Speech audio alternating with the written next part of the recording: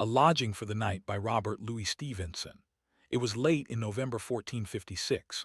The snow fell over Paris with rigorous, relentless persistence. Sometimes the wind made a sally and scattered it in flying vortices. Sometimes there was a lull, and flake after flake descended out of the black night air, silent, circuitous, interminable. To poor people, looking up under moist eyebrows, it seemed a wonder where it all came from. Master Francis Villain had propounded an alternative that afternoon at a tavern window. Was it only pagan Jupiter plucking geese upon Olympus? Or were the holy angels molting? He was only a poor master of arts, he went on, and as the question somewhat touched upon divinity, he durst not venture to conclude. A silly old priest from Montargis, who was among the company, treated the young rascal to a bottle of wine in honor of the jest and the grimaces with which it was accompanied, and swore on his own white beard that he had been just such another irreverent dog when he was Villain's age. The air was raw and pointed, but not far below freezing, and the flakes were large, damp, and adhesive. The whole city was sheeted up. An army might have marched from end to end, and not a footfall given the alarm. If there were any belated birds in heaven, they saw the island like a large white patch, and the bridges like slim white spars on the black ground of the river. High up overhead the snow settled among the tracery of the cathedral towers. Many a niche was drifted full, many a statue wore a long white bonnet on its grotesque or sainted head. The gargoyles had been transformed into great false noses, drooping towards the point. The crockets were like upright pillows swollen on one side. In the intervals of the wind, there was a dull sound of dripping about the precincts of the church. The cemetery of St. John had taken its own share of the snow. All the graves were decently covered. Tall white housetops stood around in grave array. Worthy burghers were long ago in bed, benightcapped like their domiciles. There was no light in all the neighborhood but a little peep from a lamp that hung swinging in the church choir, and tossed the shadows to and fro in time to its oscillations. The clock was hard on 10 when the patrol went by with halberds and a lantern, beating their hands, and they saw nothing suspicious about the cemetery of St. John. Yet there was a small house, backed up against the cemetery wall, which was still awake, and awake to evil purpose in that snoring district. There was not much to betray it from without, only a stream of warm vapor from the chimney top, a patch where the snow melted on the roof, and a few half-obliterated footprints at the door. But within, behind the shuttered windows, Master Francis Villain the poet, and some of the thievish crew with whom he consorted, were keeping the night alive and passing round the bottle. A great pile of living embers diffused a strong and ruddy glow from the arched chimney. Before this straddled Dom Nicholas, the Picardy monk, with his skirts picked up and his fat legs bared to the comfortable warmth. His dilated shadow cut the room in half, and the firelight only escaped on either side of his broad person, and in a little pool between his outspread feet. His face had the beery, bruised appearance of the continual drinker.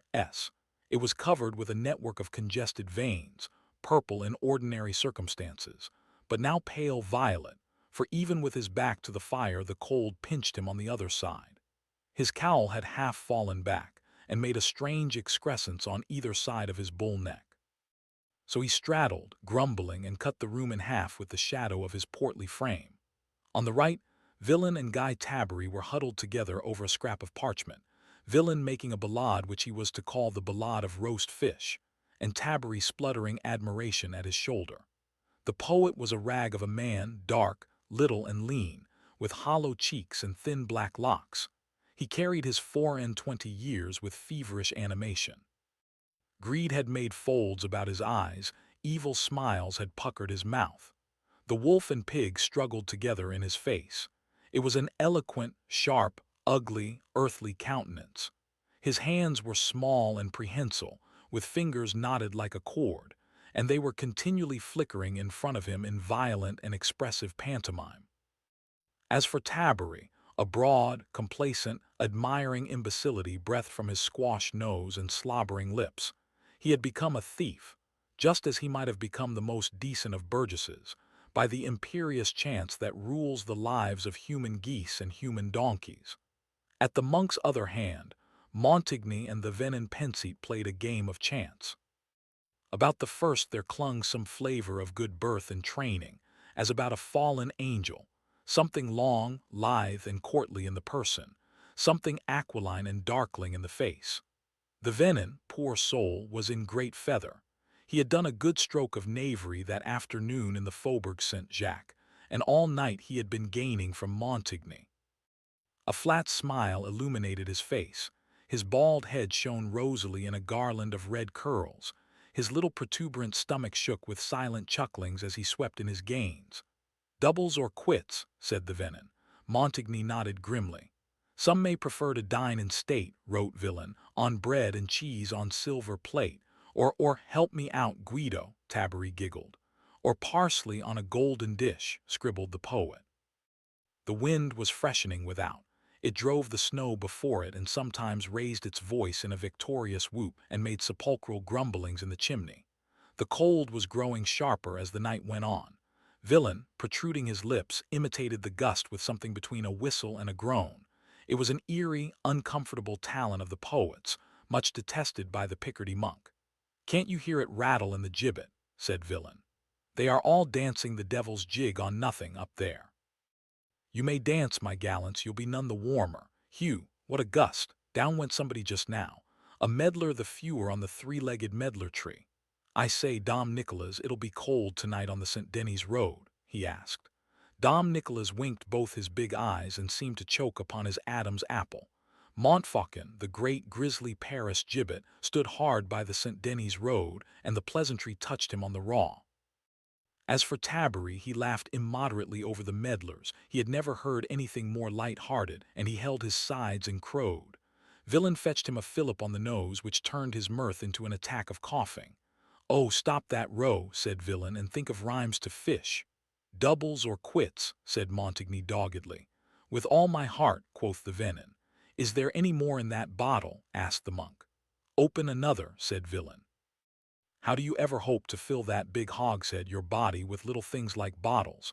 And how do you expect to get to heaven? How many angels do you fancy can be spared to carry up a single monk from Picardy? Or do you think yourself another Elias and they'll send the coach for you?" "Hominibus impossibile," replied the monk as he filled his glass. Tabary was in ecstasies. Villain filliped his nose again. "Laugh at my jokes if you like," he said. "It was very good," objected Tabary. Villain made a face at him. "Think of rhymes to fish," he said. "What have you to do with Latin? You wish you knew none of it at the great assizes when the devil calls for Guido Tabary, clericus, the devil with the humpback and red-hot fingernails. Talking of the devil," he added in a whisper, "look at Montigny." All three peered covertly at the gamester. He did not seem to be enjoying his luck. His mouth was a little to a side, one nostril nearly shut and the other much inflated. The black dog was on his back, as people say, in terrifying nursery metaphor, and he breathed hard under the gruesome burden. "He looks as if he could knife him," whispered Tabary with round eyes. The monk shuddered and turned his face and spread his open hands to the red embers. It was the cold that thus affected Dom Nicholas and not any excess of moral sensibility. "Come now," said Villain, "about this ballade. How does it run so far?" And beating time with his hand, he read it aloud to Tabary. They were interrupted at the fourth rhyme by a brief and fatal movement among the gamesters. The round was completed, and the venin was just opening his mouth to claim another victory, when Montigny leaped up, swift as an adder, and stabbed him to the heart. The blow took effect before he had time to utter a cry, before he had time to move. A tremor or two convulsed his frame. His hands opened and shut, his heels rattled on the floor. Then his head rolled backwards over one shoulder with the eyes wide open, and the venin pensete's spirit had returned to him who made it. Everyone sprang to his feet, but the business was over in 2-2s. The four living fellows looked at each other in rather a ghastly fashion, the dead man contemplating a corner of the roof with a singular and ugly leer. "My God," said Tabary, and he began to pray in Latin. Villain broke out into hysterical laughter. He came a step forward and ducked a ridiculous bow at the venin and laughed still louder. Then he sat down suddenly, all of a heap, upon a stool, and continued laughing bitterly as though he would shake himself to pieces. Montigny recovered his composure first. "Let's see what he has about him," he remarked, and he picked the dead man's pockets with a practiced hand and divided the money into 4 equal portions on the table. "There's for you," he said. The monk received his share with a deep sigh and a single stealthy glance at the dead Thevenin, who was beginning to sink into himself and topple sideways off the chair. "We're all in for it," cried Villain, swallowing his mirth. "It's a hanging job for every man jack of us that's here, not to speak of those who aren't." He made a shocking gesture in the air with his raised right hand, and put out his tongue and threw his head on one side, so as to counterfeit the appearance of one who has been hanged. Then he pocketed his share of the spoil, and executed a shuffle with his feet as if to restore the circulation. Tabbery was the last to help himself. He made a dash at the money, and retired to the other end of the apartment. Montigny stuck the venom upright in the chair, and drew out the dagger, which was followed by a jet of blood. "You fellows had better be moving," he said as he wiped the blade on his victim's doublet. "I think we had," returned Villain with a gulp. "Damn his fat head," he broke out. "It sticks in my throat like phlegm. What right has a man to have red hair when he is dead?" And he fell all of a heap again upon the stool and fairly covered his face with his hands. Montigny and Dom Nicholas laughed aloud, even Tabbery feebly chiming in. "Cry baby," said the monk. "I always said he was a woman," added Montigny with a sneer. "Sit up, can't you?" he went on, giving another shake to the murdered body. "Tread out that fire, Nick." But Nick was better employed. He was quietly taking Villain's purse as the poet sat, limp and trembling, on the stool where he had been making a ballade not 3 minutes before. Montigny and Tabbery dumbly demanded a share of the booty, which the monk silently promised as he passed the little bag into the bosom of his gown. In many ways, an artistic nature unfits a man for practical existence. No sooner had the theft been accomplished than Villain shook himself, jumped to his feet, and began helping to scatter and extinguish the embers. Meanwhile Montigny opened the door and cautiously peered into the street. The coast was clear. There was no meddlesome patrol in sight. Still it was judged wiser to slip out severally, and as Villain was himself in a hurry to escape from the neighborhood of the dead Thevenin, and the rest were in a still greater hurry to get rid of him before he should discover the loss of his money, he was the first by general consent to issue forth into the street. The wind had triumphed and swept all the clouds from heaven. Only a few vapors, as thin as moonlight, fleeted rapidly across the stars. It was bitter cold, and by a common optical effect, things seemed almost more definite than in the broadest daylight. The sleeping city was absolutely still. A company of white hoods, a field full of little Alps below the twinkling stars. Villain cursed his fortune. Would it were still snowing. Now, wherever he went, he left an indelible trail behind him on the glittering streets. Wherever he went he was still tethered to the house by the cemetery of St. John. Wherever he went he must weave, with his own plodding feet, the rope that bound him to the crime and would bind him to the gallows. The leer of the dead man came back to him with a new significance. He snapped his fingers as if to pluck up his own spirits, and choosing a street at random, stepped boldly forward in the snow.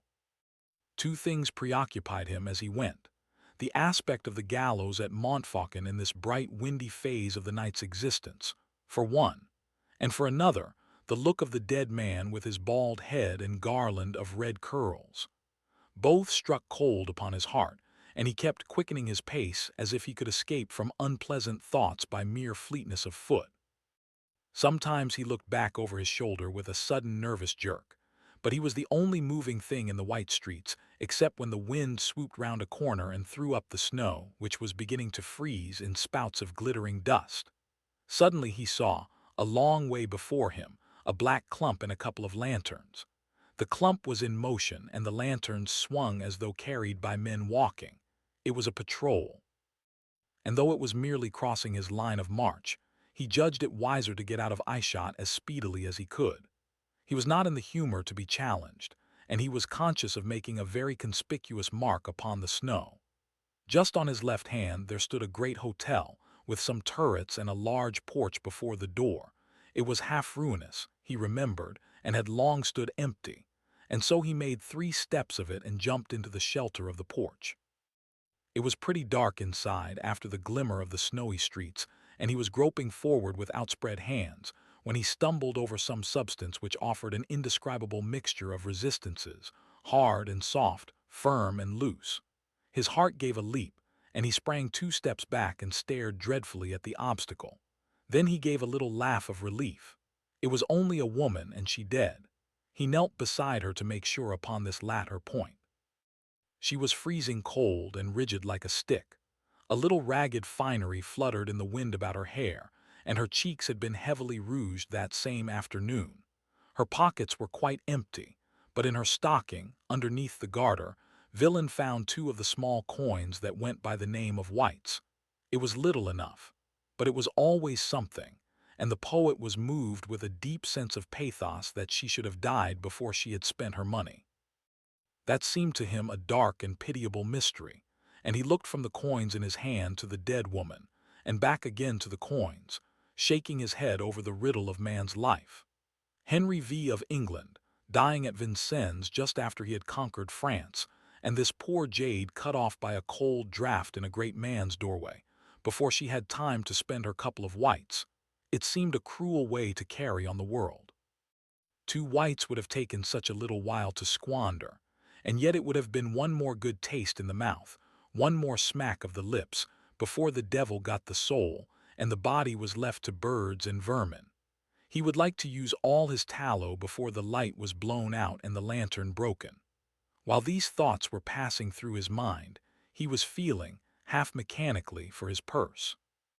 Suddenly his heart stopped beating, a feeling of cold scales passed up the back of his legs, and a cold blow seemed to fall upon his scalp.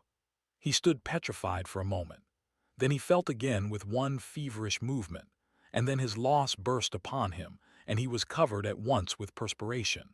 To spendthrifts money is so living and actual, it is such a thin veil between them and their pleasures. There is only one limit to their fortune, that of time, and a spendthrift with only a few crowns is the emperor of Rome until they are spent. For such a person to lose his money is to suffer the most shocking reverse, and fall from heaven to hell, from all to nothing, in a breath. And all the more if he has put his head in the halter for it, if he may be hanged tomorrow for that same purse so dearly earned, so foolishly departed. Villain stood and cursed. He threw the 2 whites into the street. He shook his fist at heaven. He stamped and was not horrified to find himself trampling the poor corpse. Then he began rapidly to retrace his steps towards the house beside the cemetery. He had forgotten all fear of the patrol, which was long gone by at any rate, and had no idea but that of his lost purse. It was in vain that he looked right and left upon the snow. Nothing was to be seen. He had not dropped it in the streets. Had it fallen in the house, he would have liked dearly to go in and see, but the idea of the grisly occupant unmanned him, and he saw besides, as he drew near, that their efforts to put out the fire had been unsuccessful. On the contrary, it had broken into a blaze, and a changeful light played in the chinks of door and window, and revived his terror for the authorities and Paris gibbet. He returned to the hotel with the porch, and groped about upon the snow for the money he had thrown away in his childish passion. But he could only find 1 white. The other had probably struck sideways and sunk deeply in. With a single white in his pocket, all his projects for a rousing night in some wild tavern vanished utterly away. And it was not only pleasure that fled laughing from his grasp. Positive discomfort, positive pain, attacked him as he stood ruefully before the porch. His perspiration had dried upon him, and though the wind had now fallen, a binding frost was setting in stronger with every hour, and he felt benumbed and sick at heart. What was to be done? Late as was the hour, improbable as was success, he would try the house of his adopted father, the chaplain of St. Benoit. He ran there all the way and knocked timidly. There was no answer. He knocked again and again, taking heart with every stroke, and at last steps were heard approaching from within. A barred wicket fell open in the iron-studded door and emitted a gush of yellow light. "Hold up your face to the wicket," said the chaplain from within. "It's only me," whimpered Villain. "Oh, it's only you, is it?" returned the chaplain, and he cursed him with foul, unpriestly oaths for disturbing him at such an hour, and bade him be off to hell where he came from. "My hands are blue to the wrist," pleaded Villain. "My feet are dead and full of twinges. My nose aches with the sharp air. The cold lies at my heart." I may be dead before morning. Only this once, Father, and before God I will never ask again." "You should have come earlier," said the ecclesiastic coolly. "Young men require a lesson now and then."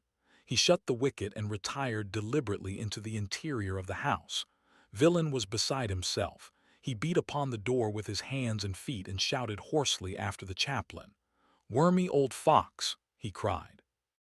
"If I had my hand under your twist, I would send you flying headlong into the bottomless pit." A door shut in the interior, faintly audible to the poet down long passages. He passed his hand over his mouth with an oath. And then the humor of the situation struck him, and he laughed and looked lightly up to heaven, where the stars seemed to be winking over his discomfiture. What was to be done? It looked very like a night in the frosty streets. The idea of the dead woman popped into his imagination and gave him a hearty fright. What had happened to her in the early night might very well happen to him before morning. And he's so young, and with such immense possibilities of disorderly amusement before him. He felt quite pathetic over the notion of his own fate, as if it had been someone else's, and made a little imaginative vignette of the scene in the morning, when they should find his body. He passed all his chances under review, turning the white between his thumb and forefinger. Unfortunately, he was on bad terms with some old friends who would once have taken pity on him in such a plight. He had lampooned them in verses, he had beaten and cheated them. And yet now, when he was in so close a pinch, he thought there was at least one who might perhaps relent. It was a chance. It was worth trying at least, and he would go and see. On the way, two little accidents happened to him which colored his musings in a very different manner. For first, he fell in with the track of a patrol, and walked in it for some 100 yards, although it lay out of his direction. And this spirited him up. At least he had confused his trail, for he was still possessed with the idea of people tracking him all about Paris over the snow, and collaring him next morning before he was awake. The other matter affected him very differently. He passed a street corner, where, not so long before, a woman and her child had been devoured by wolves. This was just the kind of weather, he reflected, when wolves might take it into their heads to enter Paris again, and a lone man in these deserted streets would run the chance of something worse than a mere scare. He stopped and looked upon the place with an unpleasant interest.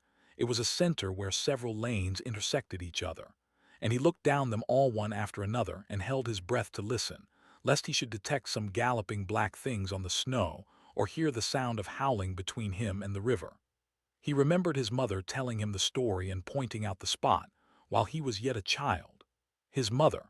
If he only knew where she lived, he might make sure at least of shelter. He determined he would inquire upon the morrow. Nay, he would go and see her too, poor old girl. So thinking, he arrived at his destination, his last hope for the night.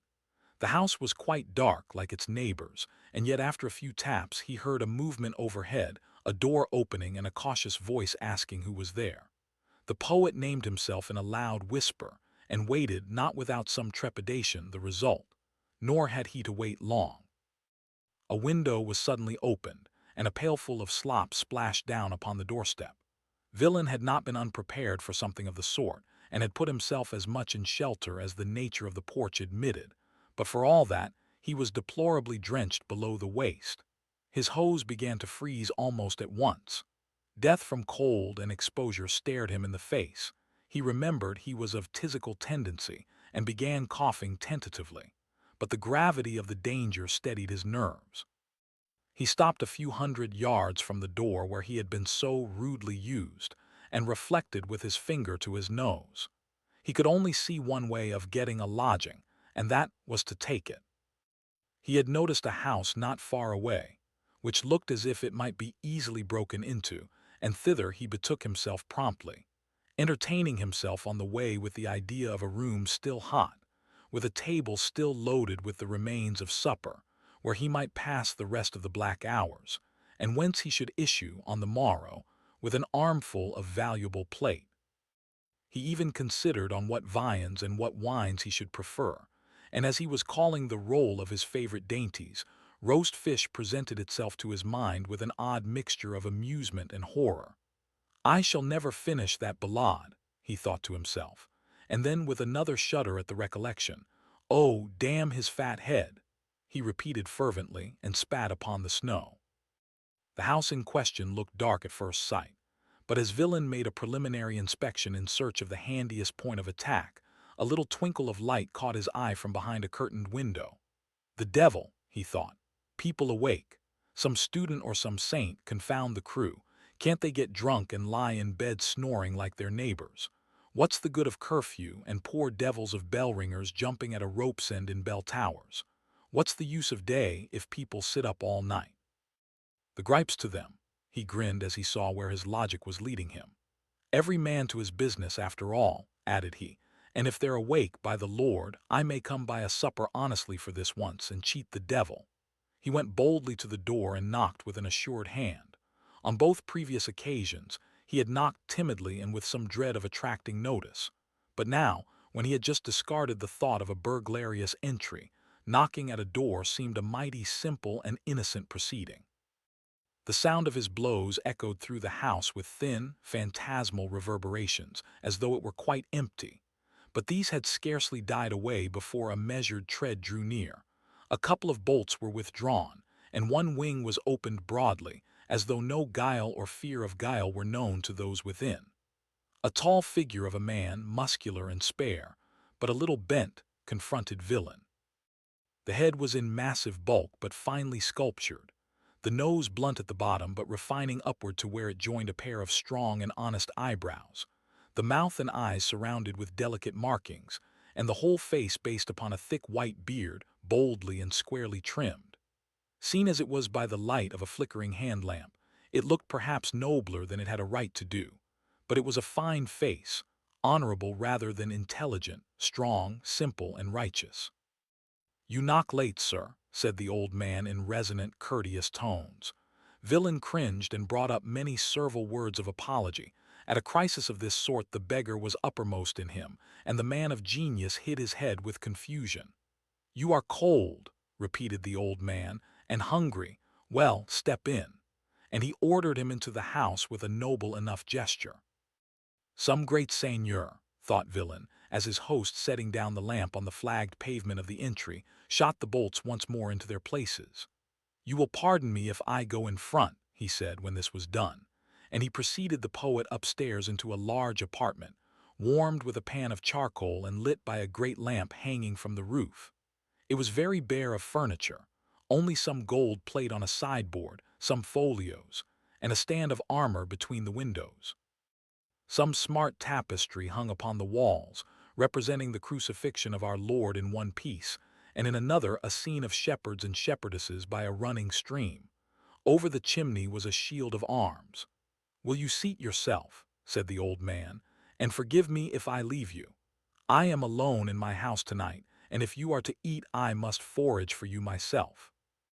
No sooner was his host gone than Villain leaped from the chair on which he had just seated himself, and began examining the room, with the stealth and passion of a cat. He weighed the gold flagons in his hand, opened all the folios, and investigated the arms upon the shield, and the stuff with which the seats were lined. He raised the window curtains, and saw that the windows were set with rich stained glass in figures, so far as he could see, of martial import. Then he stood in the middle of the room, drew a long breath, and retaining it with puffed cheeks, looked round and round him, turning on his heels as if to impress every feature of the apartment on his memory. "7 pieces of plate," he said. "If there had been 10, I would have risked it. A fine house and a fine old master, so help me all the saints." And just then, hearing the old man's tread returning along the corridor, he stole back to his chair, and began humbly toasting his wet legs before the charcoal pan. His entertainer had a plate of meat in one hand and a jug of wine in the other. He set down the plate upon the table, motioning Villain to draw in his chair, and going to the sideboard brought back 2 goblets which he filled. "I drink to your better fortune," he said, gravely touching Villain's cup with his own. "To our better acquaintance," said the poet, growing bold. A mere man of the people would have been awed by the courtesy of the old seigneur, but Villain was hardened in that matter. He had made mirth for great lords before now and found them as black rascals as himself. And so he devoted himself to the viands with a ravenous gusto, while the old man, leaning backward, watched him with steady, curious eyes. "You have blood on your shoulder, my man," he said. Montigny must have laid his wet right hand upon him as he left the house. He cursed Montigny in his heart. "It was none of my shedding," he stammered. "I had not supposed so," returned his host quietly. "A brawl? Well, something of that sort," Villain admitted with a quaver. "Perhaps a fellow murdered." "Oh no, not murdered," said the poet, more and more confused. "It was all fair play, murdered by accident. I had no hand in it, God strike me dead," he added fervently. "Rogue the fewer, I dare say," observed the master of the house. "You may dare to say that," agreed Villain, infinitely relieved. "As big a rogue as there is between here and Jerusalem. He turned up his toes like a lamb, but it was a nasty thing to look at. I dare say you've seen dead men in your time, my lord," he added, glancing at the armor. "Many," said the old man. "I have followed the wars, as you imagine." Villain laid down his knife and fork, which he had just taken up again. "Were any of them bald?" he asked. "Oh yes, and with hair as white as mine." "I don't think I should mind the white so much," said Villain. "His was red," and he had a return of his shuddering and tendency to laughter, which he drowned with a great draught of wine. "I'm a little put out when I think of it," he went on. "I knew him, damn him, and then the cold gives a man fancies, or the fancies give a man cold, I don't know which." "Have you any money?" asked the old man. "I have one white," returned the poet, laughing. "I got it out of a dead jade stocking in a porch. She was as dead as Caesar, poor wench, and as cold as a church, with bits of ribbon sticking in her hair. This is a hard world in winter for wolves and wenches and poor rogues like me." "I," said the old man, "am Enguerrand de la Feuillée, Seigneur de Brisetout, Bailly du Patatrac. Who and what may you be?" Villain rose and made a suitable reverence. "I am called Francis Villain," he said, "a poor master of arts of this university. I know some Latin and a deal of vice. I can make chansons, ballads, lies, virelies, and roundels, and I am very fond of wine. I was born in a garret, and I shall not improbably die upon the gallows. I may add, my lord, that from this night forward I am your lordship's very obsequious servant to command." "No servant of mine," said the knight. "My guest for this evening and no more." "A very grateful guest," said Villain politely, and he drank in dumb show to his entertainer. "You are shrewd," began the old man, tapping his forehead, "very shrewd. You have learning, you are a clerk, and yet you take a small piece of money off a dead woman in the street. Is it not a kind of theft?" "It is a kind of theft much practiced in the wars, my lord." "The wars are the field of honor," returned the old man proudly. "There a man plays his life upon the cast. He fights in the name of his lord the king, his lord God, and all their lordships, the holy saints and angels." "Put it," said Villain, "that I were really a thief, should I not play my life also, and against heavier odds? For gain, but not for honor." "Gain," repeated Villain with a shrug. "Gain, the poor fellow wants supper and takes it. So does the soldier in a campaign. Why, what are all these requisitions we hear so much about? If they are not gain to those who take them, they are loss enough to the others. The men-at-arms drink by a good fire, while the burgher bites his nails to buy them wine and wood. I have seen a good many ploughmen swinging on trees about the country. I have seen 30 on one elm, and a very poor figure they made. And when I asked someone how all these came to be hanged, I was told it was because they could not scrape together enough crowns to satisfy the men-at-arms. These things are a necessity of war, which the low-born must endure with constancy. It is true that some captains drive over hard. There are spirits in every rank not easily moved by pity, and indeed many follow arms who are no better than brigands. "You see," said the poet, "you cannot separate the soldier from the brigand, and what is a thief but an isolated brigand with circumspect manners? I steal a couple of mutton chops without so much as disturbing people's sleep. The farmer grumbles a bit, but sups none the less wholesomely on what remains. You come up blowing gloriously on a trumpet, take away the whole sheep and beat the farmer pitifully into the bargain. I have no trumpet. I am only Tom, Dick, or Harry. I am a rogue and a dog, and hanging's too good for me with all my heart. But just you ask the farmer which of us he prefers, just find out which of us he lies awake to curse on cold nights." "Look at us too," said his lordship. "I am old, strong, and honored. If I were turned from my house tomorrow, hundreds would be proud to shelter me. Poor people would go out and pass the night in the streets with their children if I merely hinted that I wished to be alone. And I find you up, wandering homeless and picking farthings off dead women by the wayside. I fear no man and nothing. I have seen you tremble and lose countenance at a word. I wait God's summons contentedly in my own house, or, if it please the king to call me out again, upon the field of battle. You look for the gallows, a rough, swift death without hope or honor. Is there no difference between these two? As far as to the moon, villain acquiesced. But if I had been born Lord of Bricetout and you had been the poor scholar Francis, would the difference have been any the less? Should not I have been warming my knees at this charcoal pan, and would not you have been groping for farthings in the snow? Should not I have been the soldier and you the thief? A thief, cried the old man. I a thief. If you understood your words, you would repent them. Villain turned out his hands with a gesture of inimitable impudence. If your lordship had done me the honor to follow my argument, he said. I do you too much honor in submitting to your presence, said the knight. Learn to curb your tongue when you speak with old and honorable men, or some one hastier than I may reprove you in a sharper fashion. And he rose and paced the lower end of the apartment, struggling with anger and antipathy. Villain surreptitiously refilled his cup, and settled himself more comfortably in the chair, crossing his knees and leaning his head upon one hand and the elbow against the back of the chair. He was now replete and warm, and he was in nowise frightened for his host, having gauged him as justly as was possible between two such different characters. The night was far spent, and in a very comfortable fashion after all, and he felt morally certain of a safe departure on the morrow. Tell me one thing, said the old man, pausing in his walk. Are you really a thief? I claim the sacred rights of hospitality, returned the poet. My lord, I am. You are very young, the knight continued. I should never have been so old, replied Villain, showing his fingers, if I had not helped myself with these 10 talents. They have been my nursing mother's and my nursing father's. You may still repent and change. I repent daily, said the poet. There are few people more given to repentance than poor Francis. As for change, let somebody change my circumstances. A man must continue to eat if it were only that he may continue to repent. The change must begin in the heart, returned the old man solemnly. My dear lord, answered Villain, do you really fancy that I steal for pleasure? I hate stealing like any other piece of work or of danger. My teeth chatter when I see a gallows. But I must eat, I must drink, I must mix in society of some sort. What the devil? Man is not a solitary animal, cui deus fomenam tradit. Make me king's pantler, make me abbot of St. Denis, make me bailey of the Patatrac, and then I shall be changed indeed. But as long as you leave me the poor scholar Francis, Villain, without a farthing, why of course I remain the same. The grace of God is all-powerful. I should be a heretic to question it, said Francis.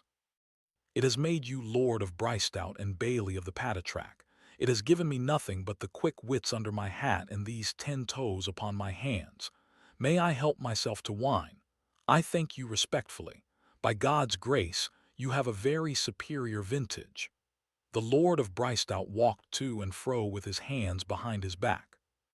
Perhaps he was not yet quite settled in his mind about the parallel between thieves and soldiers. Perhaps Villain had interested him by some cross-thread of sympathy. Perhaps his wits were simply muddled by so much unfamiliar reasoning. But whatever the cause, he somehow yearned to convert the young man to a better way of thinking, and could not make up his mind to drive him forth again into the street. There is something more than I can understand in this, he said at length. Your mouth is full of subtleties, and the devil has led you very far astray. But the devil is only a very weak spirit before God's truth, and all his subtleties vanish at a word of true honor, like darkness at morning. Listen to me once more. I learned long ago that a gentleman should live chivalrously and lovingly to God, and the king, and his lady, and though I have seen many strange things done, I have still striven to command my ways upon that rule. It is not only written in all noble histories, but in every man's heart if he will take care to read.